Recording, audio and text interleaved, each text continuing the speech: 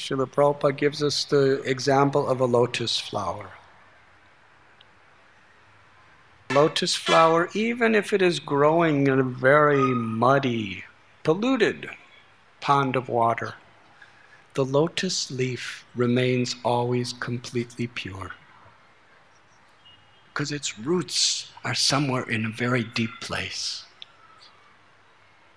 So similarly, when we root our goal in life, sam siddhir haritosha, in pleasing Guru and Krishna,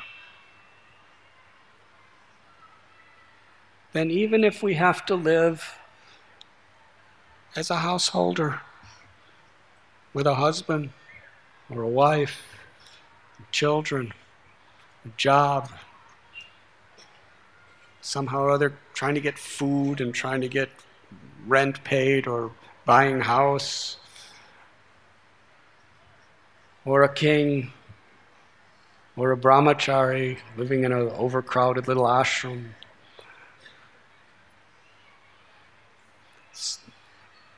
Matra sparashastu konteya sitosna sukha dukkata agama payanonotyas tams titiksvasha bharata.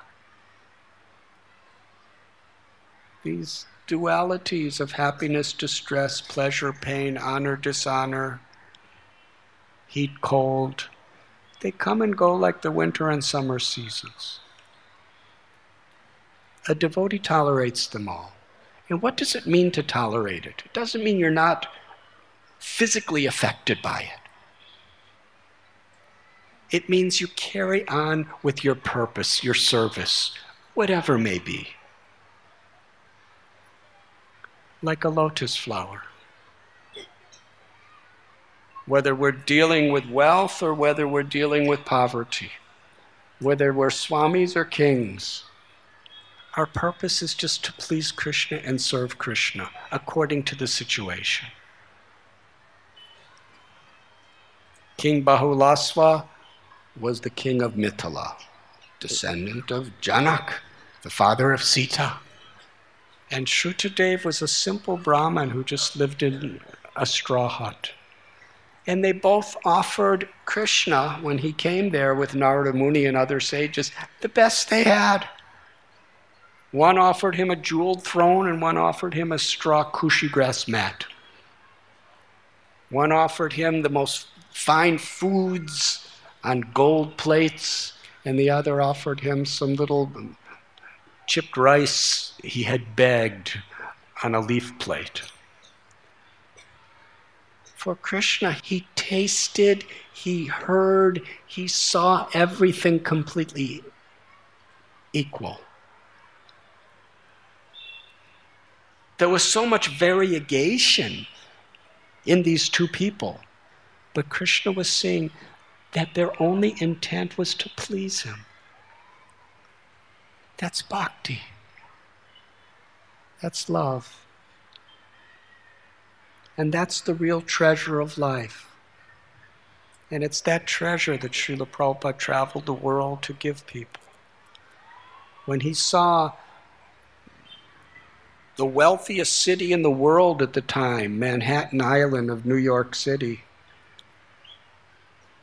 he was thinking how much poverty, because they don't have that jewel of Krishna.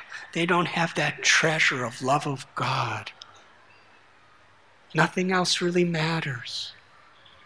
Srila Bhaktisiddhanta Saraswati Thakur told him on their first meeting, the only real problem in this world is people have forgotten their eternal loving relationship with God, and therefore they're mad after trying to find that pleasure in so many other things and creating so much anxiety and conflict.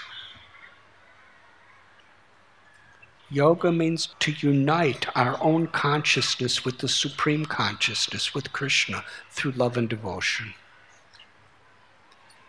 And to unite each other on the basis of that principle, the principle of reality. That is real wealth. There's that famous saying, you can tell how rich you are by counting how many things you have that money cannot buy. Money cannot buy love. Love of God. Inner peace and happiness that can only be accessed when love of God is awakened. Therefore, that is the real treasure, the real wealth, and the real purpose of our human life. And when we aspire for that, and just try to please Krishna in whatever situation we may be in, we become like that lotus flower, even in the muddy situations of this world. And Krishna sees us that way. We have come on this yatra to help each other to be inspired for this purpose, to refocus our attention, because we really need that. There are so many distractions in this world. The distractions within our own minds due to our past conditionings. You were listening to Radhanath Swami on devotionalnectar.com.